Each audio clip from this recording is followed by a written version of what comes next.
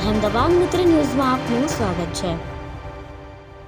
ગોંડલમાં પૂર્વ એમએલએ જયરાજસિંહ ફરી એકવાર વિવાદમાં આવ્યા છે।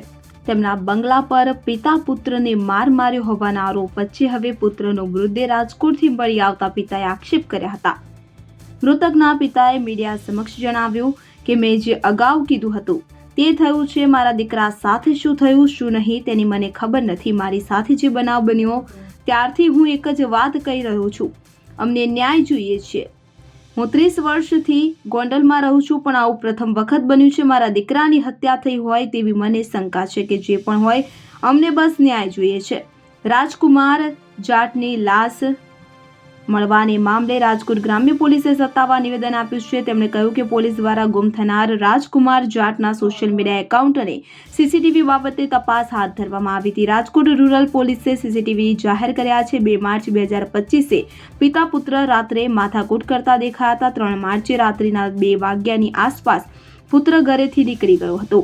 3 તારીખે સાંજે રાજકુમાર જાટ રામધામ આશ્રમ ખાતે પહોંચ્યો હતો અને 4 તારીખે રાત્રિના 2 વાગ્યાની આસપાસ રાજકુમાર જાટ આશ્રમમાંથી બહાર નીકળી ગયો હતો। આશ્રમમાંથી નીકળ્યાના 500 મીટર દૂર રોડ અકસ્માતમાં તેનું મોત થયું હતું।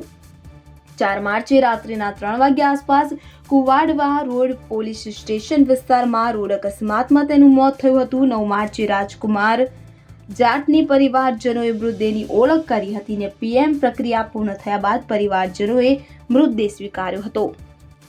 नवरतनलाल जाट है और काफी टाइम से 30 वर्षों से मैं गोंडल में धंधा कर रहा हूँ। कभी मुझे ऐसा नहीं लगा कि मेरे किसी से कोई दुश्मनी कभी मैंने महसूस ही नहीं की। और मैं कोई राजनीतिक आदमी नहीं हूँ, मुझे यहाँ क्या चूटनी लड़नी है, मेरे को क्या राजनीति में जाना है। मैं तो धंधा करने के लिए बाहर निकला था और उस दिन जो भी हुआ था वो मैंने पहले दिन से ही मतलब वो FIR भी कर रखी है, बोले फरियाद भी की, सब कुछ की। 3-4 दिन कोई भी मतलब पुलिस ने इधर उधर गोल गोल घुमाया मेरे को और मतलब कुछ भी समझ में नहीं आया मेरे को। और अब मेरा बच्चा मेरे को मरा हुआ बता रहे हैं। अब मेरी हालत ही इतनी नहीं कि मैं ज्यादा कुछ बोल सकूं, लेकिन मैं माननीय गृह मंत्रालय या गृह मंत्री जी से और मोदी साहब से ये कहना चाहता हूँ मेरे साथ निष्पक्ष जांच हो, मेरे बच्चे की निष्पक्ष जांच हो और मुझे मतलब न्याय मिले, बस यही चाहता हूँ और कुछ नहीं। बच्चे के जो दोषी है उनको सजा मिले, अगर कोई दोषी है तो पहले जांच में जो भी है। क्या वारदात क्या हुई थी? वारदात हुई थी वो तो आप सब वो झगड़ा हुआ था सर, वो तो सब मैं पहले दिन से ही बता रहा हूँ कि झगड़ा हुआ था। रोड पे चलते हुए को बुला करके अंदर एक मकान में मारपीट करी थी क्या।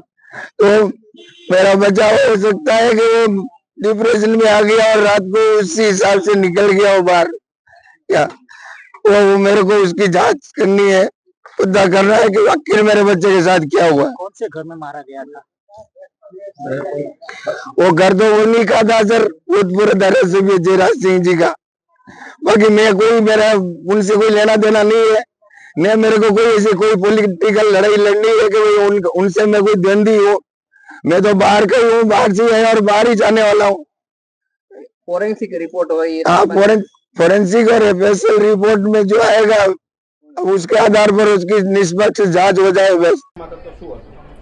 તારીખ 4/3/2025ના રોજ રાત્રિના 3-1 વાગ્યાની આસપાસ કુવાડા પોલીસ સ્ટેશનના તરઘડિયા ગામ પાસે ઓવરબ્રિજ છે, ઓવરબ્રિજ પાસે એક 108 પસાર થઈ રહી હતી ત્યારે એક ઇજાગ્રસ્ત હાલતમાં એક યુવાન મળેલો, જેને અહીંયા આગળ સિવિલ હોસ્પિટલ ખાતે લાવેલો। ત્યારબાદ ડૉક્ટરે એને મરણ જાહેર કરેલો હતો।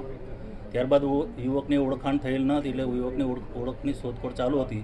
એ દરમિયાન જાણવા મળેલ કે ગોંડલ સિટીમાં એક યુવક ગુમ થયેલ છે। તે બાબતે તપાસ કરી ગોંડલ પોલીસનો સંપર્ક કરી અને એના સગાવાલાને બોલાવીને ગઈકાલે એના સગાવાલા આવી અને યુવકની લાશ જોતા આ યુવક ગોંડલનો રહેવાસી રાજકુમાર જાટ હોવાનું ઓળખ થયેલ।